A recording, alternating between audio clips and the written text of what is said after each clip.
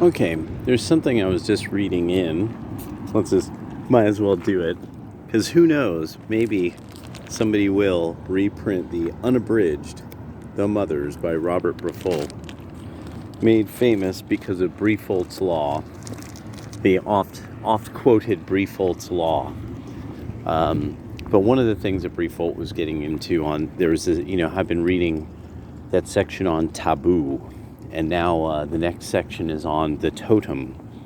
And so one of the things actually that was an interesting sort of end to it is that which is taboo. And say if an individual becomes taboo in society, that all things about this person are taboo. So hence, like, the very concept of Cain. Nobody was to kill him. His blood could not be spilled, for his blood too was taboo. But remember, Briffault gets into the primitive concept of taboo as represented, say, so well by J.R. Tolkien. Taboo means something that you're just not meant to mess with for whatever reason, and it's beyond the mortal's plane and beyond our set of rules. So as the Palantir could be used, or it could be used against you as you used it. Like how the hobbits could use sting and they came upon this, treasure. And you would think, like, people would raid all of these tombs to get all these treasures. Well, the idea is, oh no, they have their own price. You pay.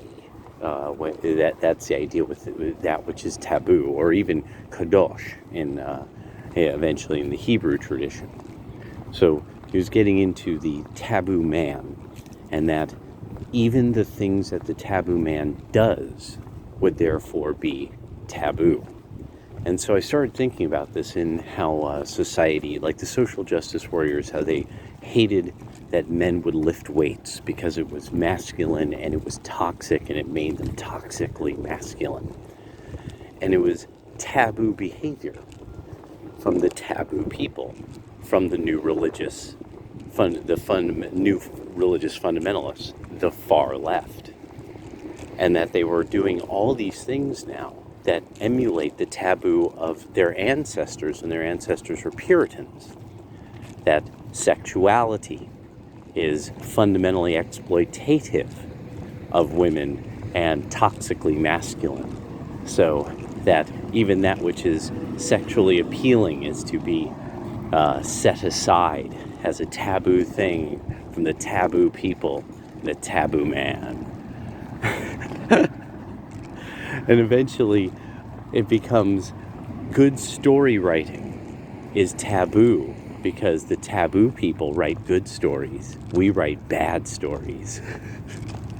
I really started to, Briffault really nails this. This is one of these books that I just sit back and I'm like, this guy's blowing my mind every time. But it's also more perceptive, people from a day where they had to work harder at everything, so they were just a little bit better at everything. And maybe not everybody, though. Who knows?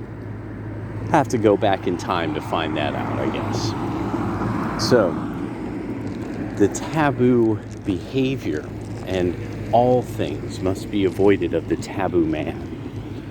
And so I started really thinking through, like, how you'll see those posts of a woman bragging about the kind of amazing burger or sandwich or meal she made for her man. And that all these people then post, they light it on fire. Lighting it on fire for no other reason than she has done the taboo act of making the taboo sandwich for the taboo man who she, loves, which is taboo. And I just started really rolling through all these examples of these things, and I'm like, the best way of them being described is using taboo. That it really is something primitive. It's lower level. It's not reasoning. It's not rational. And that's then the thing, is it gets into So the life of people who are not civilized, for everything that we think of sexual taboos, so the way we get the results we get in civilized society is that we retard the sexual maturation, mostly of women, by keeping them apart from males until they're about 18, 19, 20 years old. And so that in so doing, it makes then it easier to direct that energy along the lines of high literacy. And that this was a model entirely came out of the Puritan model from the Northeast, New England, and the compulsory education of women. This was not normal to Greater Appalachia. This is not normal to the South, to the point that it is noted about Greater Appalachia and the South and all people descended from there, that was not as normal a behavior, to the point of demonizing them up until this generation. And so what you instead get is then this idea of, oh no, you see, instead of retarding this sexual maturation, what we'll do is encourage it and then drive all the old savage concepts in. Sort of this weird magic physiognomy or physiology. So like even like the mask-wearing doofuses of the Northwest, this is magical physiology.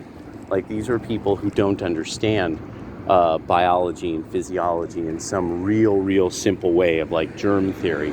And so he's getting into how, because of the lack of germ theory, even the idea of like there's all these various things that's the physiology of the savage and the pre-civilized person, and that's still ingrained in us. If we take what Dutton talks about, this would still be very normal. We would still behave in ways that would come across very naturally as, well, this isn't rational, this isn't reasonable. And he gets into, Briffault gets into, cause and effect has nothing to do with magic. The magical universe of the pre-civilized person, which we were pre-civilized people almost universally up until rather recently, when you look at world populations. And so this idea of people I was thinking, people behaving as if the world kind of runs on almost magic and their will and whimsy isn't bizarre. That isn't actually a bizarre way for people to think, even being college educated, but to behave irrationally like the world is magical would still be fundamentally ingrained as like the default mode. That's our operating system.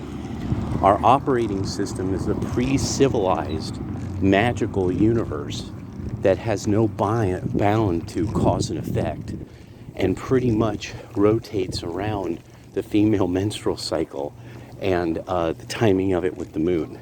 And Briffault really nails it out of the park in his observations of this. But that aspect of that which is taboo, then nothing that is near it, even the food of the taboo, is then to be avoided.